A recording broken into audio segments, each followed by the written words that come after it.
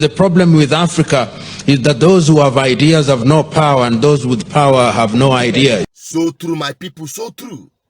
The words of Lumumba, I can't agree with him less. This is the problem of Africa, and by extension, Nigeria, to be precise.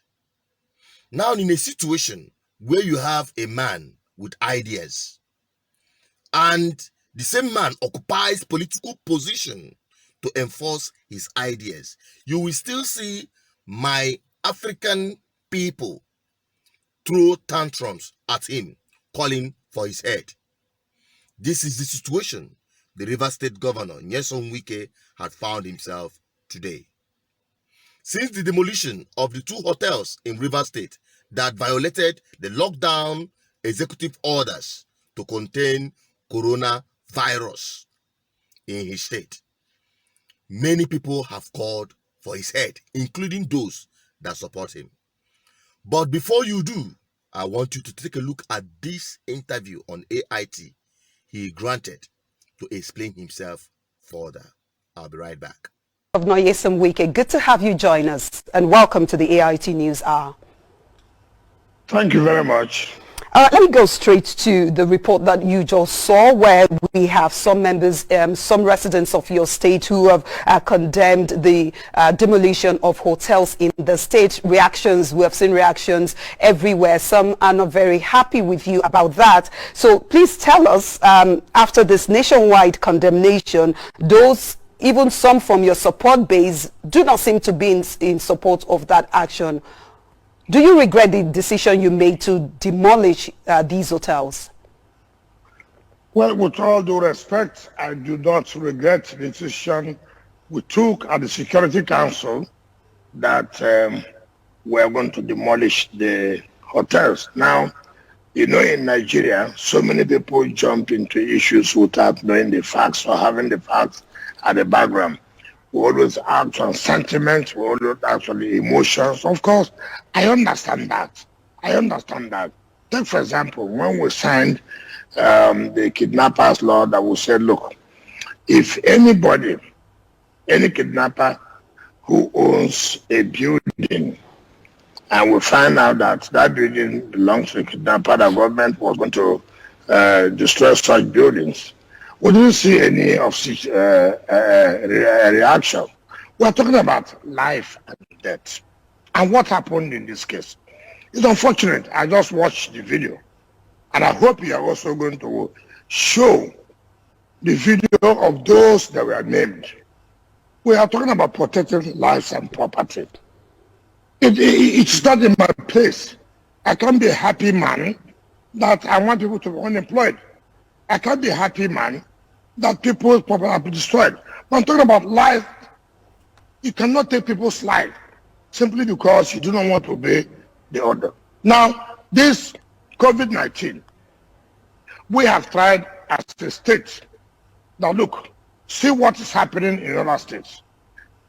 This state was the first state that locked down the borders. So many people were shouting, are you a country to lock down the borders? But I'm happy today. People are seeing what we cry here. That if we do not do this, the number you see in River State will be something else. And we may not have the capacity to contain it. And therefore, there is the need for us to say, lock down our borders. Let us not have the influx of people coming in. So we'll be able to contain those who are inside our state. Now, we have signed executive orders. This is executive order 7. And we told people, whether we are wrong or where we are right, that is a matter of the court to decide. So many people practice law on social media. So many people practice law on pages of newspapers. So many people are human rights activists based on when they go to channels or come to newspapers to talk. I cannot say that what I have done, as far as I'm concerned, I can say what I have done, that was right, because it was a Security Council decision. But I may be wrong. Let the court pronounce that I was wrong, or the Security Council was wrong. It's a different matter. But then what happened? I called all traditional rulers. I called all chairmen of councils. Listen, the index number we have, from what it has shown, more of these index numbers are from hotels. So what do? Let us shut down the hotels for now and find out how the number will increase. If it increases, and with what we have, we're not okay, it comes from the hotels as we have been given the numbers. But if it's not so, we don't know what to do. So security council met. I was okay. This is what we're going to do. And we announced to several years, look, don't do this. And you can't believe it. People are always sentimental. People are always emotional. People capitalize on politics. Even those who preach that what to do was wrong. They're based in Lagos. They're based in Abuja. Now, we sent in our task force to all the local government. Look, go to all the hotels. This is what has happened. The executive order said, do not operate for some time now. And what happened? They beat them, they maimed them, they shot on guns, and you're the governor. And somebody would just look at the picture. I don't even know whether they will survive tomorrow or not. Look at what they did to them. And who did this? Who was responsible for this? A man, with all due respect to you, it's even embarrassing to me. A PDB youth leader in that local government was responsible for this. To say nobody can direct him on what to do. But he has the powers. He has the right to name other people, to shoot them. Look at them lying down in the hospitals. Nobody knows what tomorrow will be. Governor Wike, with due respect to you, we do understand that there's an issue of human rights there. However, I want to take you back to the demolition of the hotel. We're looking, a lot of states are looking at post-COVID-19 economies of their state. Don't you think that there could have been, other measures that you could have taken against defaulters? Maybe seizure of such property, for instance, would have helped to deter others. Okay, let me tell you, that is why I said Nigerians, you see, Nigerians, we forgot yesterday. You're talking about seizure. If I seize the hotel, does it not belong to the state? If it belongs to the state, don't I have the right to not demolish what belongs to the state? Assuming what you're saying. I'm talking about life. Look at people in the hospital that were shot. And you're telling me you don't consider another measure of whether seizing the hotel. Let's even concede to that. The state government, okay, we are seizing the hotel. But do we have right to say, okay, demolish it, since it's not our property? Let us put some other things there. And people should take life very important. Look at human beings in the hospital. You have the right to carry gun. You have the right to carry a knife, to kill people, simply because they said, don't do this. And you shot them. Is the decision to demolish a retaliatory, move, or is it to deal with those who have erred on the side of the law? No. First of all, it's not retaliatory. What we are saying is that, listen, we have said, if you violate, we will have to demolish. Now, we have even gone beyond. Somebody is now killing people, government officers who are working. Their lives are in danger. Somebody has gone to call them that. Somebody has gone to shoot them. And then you are saying, as a responsible government, you fold your hands and to say, look, okay, what you should do is to say, okay, look, let us go and seize. Okay, assuming you even confiscate, whose property is it? It's not government property. Do you know, as a governor, for the first time in my life, I never knew that there could be a hotel in such a place. These are areas where kidnappers even will go and kill people who they have kidnapped. You can't believe it. You can't believe it. I'm a Rivers person. I'm a grassroots politician. I never knew in my life that there could be a hotel there. But I thank God I had to go. Even when we were going, I was asking my people, where are we going to? They said, look, okay, we were going. Where were we going to? If you see where this hotel was, When people are shouting, you can't believe it. Look at the number. Do you know the boy? I didn't even understand that this boy had been declared wanted 3 years ago. Unknown to me, 3 years ago. His leg is amputated 3 years ago. And he said, look, nobody can stop him from operating this hotel. As the youth leader of the would do respect my own party. Assuming it was another party. People would have said, because it was another party. This person local government was inaugurated 3 days ago. And look at the mayhem. Look at what has happened. Now, are you telling me that today, if tomorrow we wake up, those guys are dead? What would you say? I say that I'm a responsible governor. Governor, yes, before we let you go, we would like to hear what else you have to tell the people of Rivers State during this lockdown. We are aware that you have continued, your government, your administration has continued to distribute palliatives across the state. How far and how long do you think that is sustainable? And your words to people of your state as we round off. Thank you for giving us this opportunity. And that's what is good. When something happens like this, you give the other people the opportunity and hear from them. As far as the palliatives concerned, I was the first governor, and I said so, who started this palliatives on our own. People criticize, oh, it was the party. I said, how party? It's okay. Bring in the media, bring in the civil society, bring in the clergy.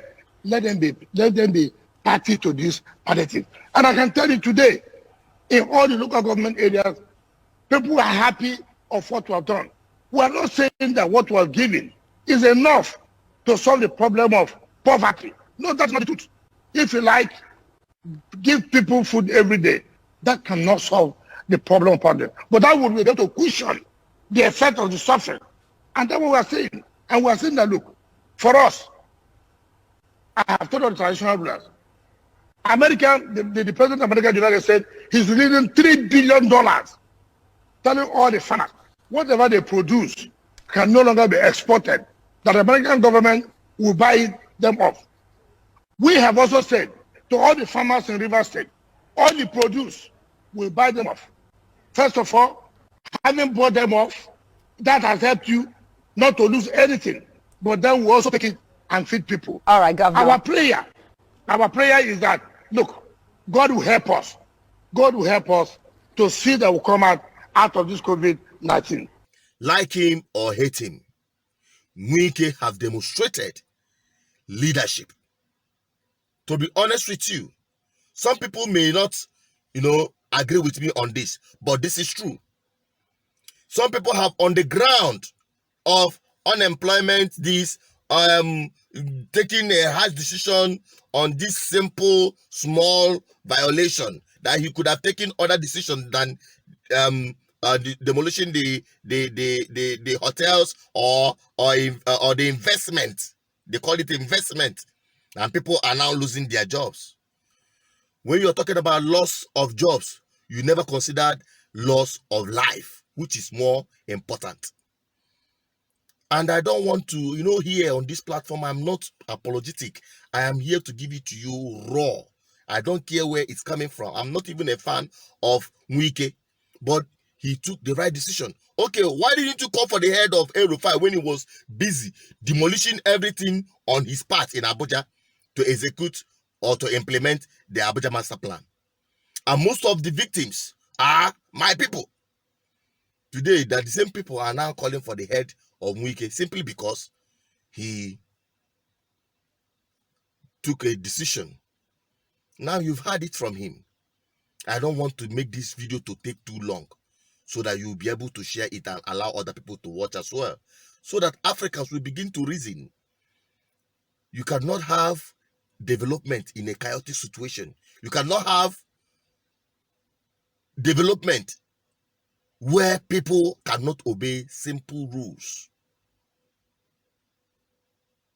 especially as it targets the very fundamental responsibility of government, protection of life.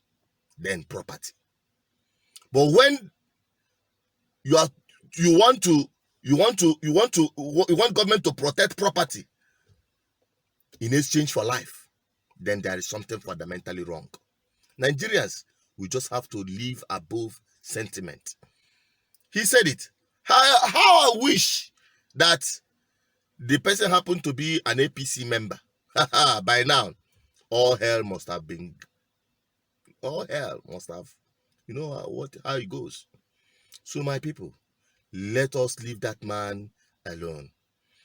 He has proven, if not for anything, that Nigeria is a federation. That a governor had the powers, the executive powers, to run his state without being a stooge of Abuja. I'm talking to the governors of the Southeast, the core Southeast, that will be playing stooges because of Abuja. You better wake up, because people are watching. And sometimes some people will ask me, why will you preach for political power? Because with it, you can do the undo. With it, you can achieve your mission, your agenda, if you have one. I'll come to that on the next episode. But meanwhile, keep sharing this video. If you stand in solidarity with Wike, keep sharing this video. If you don't, drop your comment. Let the discussion continue from there. But most importantly, no matter what and where you are, please stay safe. I'm signing out.